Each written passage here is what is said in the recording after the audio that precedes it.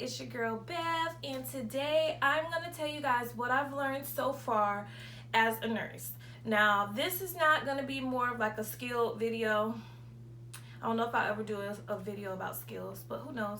However, this is just going to be like 4 of the top things that I have learned so far that's really important, what I wish I would have known as being a nurse, and what I learned really quickly in the nursing field.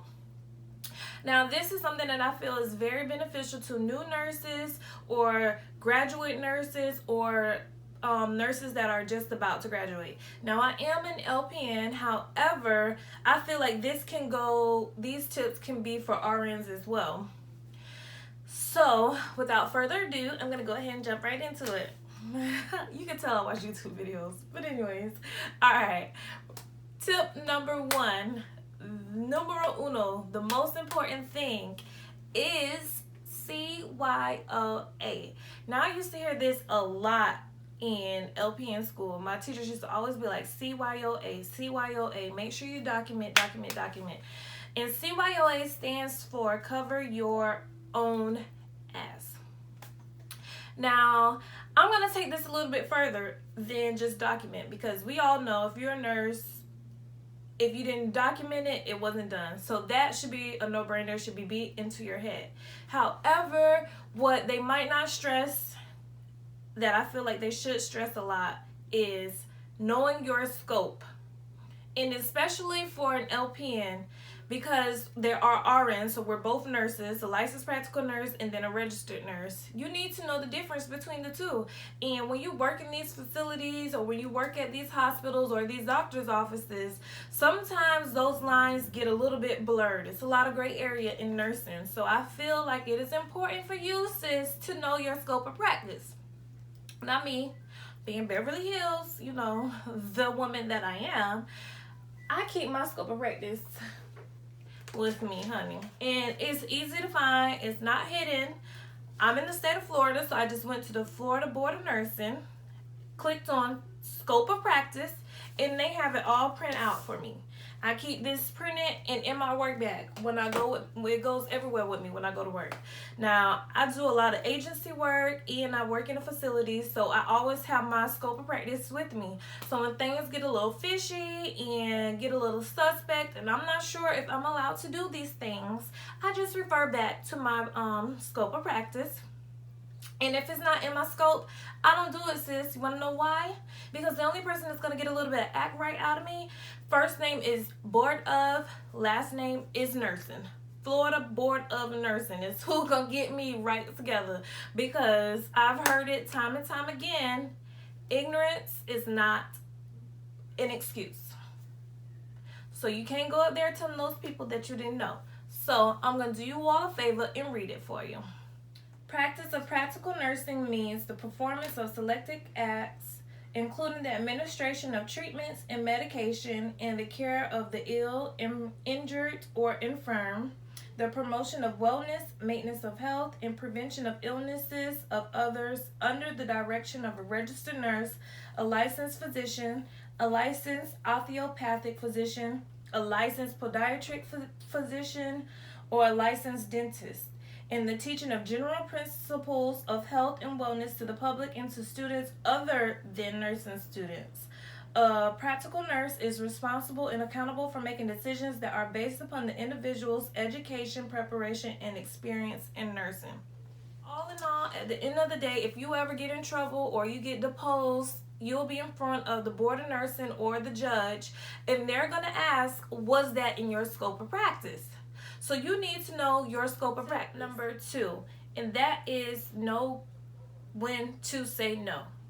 You'll sometimes be put in positions by your nurse, director of nursing, or your nurse manager, the unit manager, or even like the administrator of your building or your company or whatever it is, whatever you're doing. Sometimes they'll put you in positions to where it's a little bit uncomfortable. And if you don't know your scope, then that's how you end up getting your license in jeopardy. So when a doctor orders something that you don't feel is appropriate or that you don't agree with, you can say no. and you tell them administer it yourself. Now, if they 100% agree with what they're saying, they will administer it, and then they'll handle you later with like an insubordination write-up or possibly fire you. However, or whatever the result may be, you are still safe in your right. Your license won't get taken because you got fired. Your license will get taken if you administer something that somebody's allergic to and they die. Your license will get taken if you do a procedure that's out of your scope of practice. Now you're going to be sitting in front of the board of nursing, and they're going to ask you, is that in your scope? So just make sure you know when to say no, and don't be afraid to say no, because you're a professional and you're a grown woman, sis, or grown man, because I know it's male nurses out there. Anyways, just be able to say no, because you will have to a couple times. Say, no, I don't feel comfortable with that. No, that's not ethically correct. No, that's just not for me.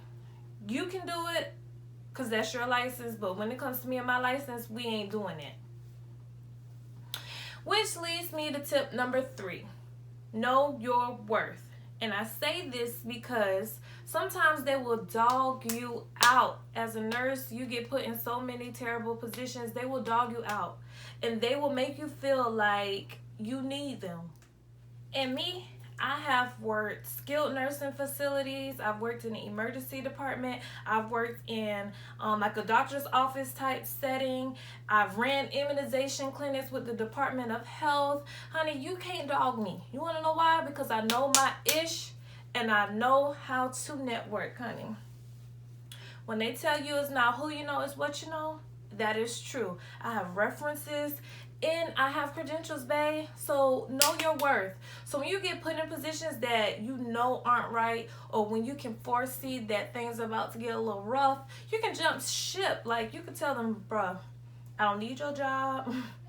I don't need to deal with this just for a little piece of change, because all money is not good money. You need to know your worth, girl, and be able to walk away. Now, the only way you can build your worth is step number 4. Be open to learn. Tip number 4. Be open to learn. Now, a man that knows everything, know nothing at all, whatever that meme is or the saying is. But for real, nursing and healthcare is forever evolving. So always be open to learn new things. Make sure your skills are on point, because mine are, honey. Make sure that you're certified. Like, if you're working long-term, be certified in long-term care. If you're working in the ICU, be critically care certified. If you're working in OR, make sure that you get that certification. If you're in the emergency department, make sure you have that certification, because once you get certified, they know you know your stuff. Also, make sure that you go to these workshops. Most places, like big hospital systems, they have workshops that you can go to for CEUs. They also have different seminars that you can go to. Join nursing organizations. Just get your network up, because your net worth will go up. Make sure that you can call on somebody.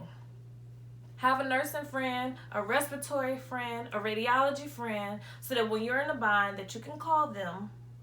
And even not just call them when you're in a bind, but just call them and pick their brains so that you can just be the best nurse that you can be. So those are my top 4 tips. I probably can do a part 2, a part 3, and a part 5 series about the things I've learned. And I can even do story times about positions I've been in. However, I just want to encourage all of my new nurses out there that it can be hard, because I remember when I first became an LPN, I wanted to go back to being a CNA because it was hard. And sometimes I know that your co-workers aren't the nicest people in the world. You just have to try to just stay focused. Know your stuff. Don't be afraid to stand up for yourself. So, if you reached this part of the video, please make sure you like, subscribe, and leave me a little comment. Share my video, and thank you.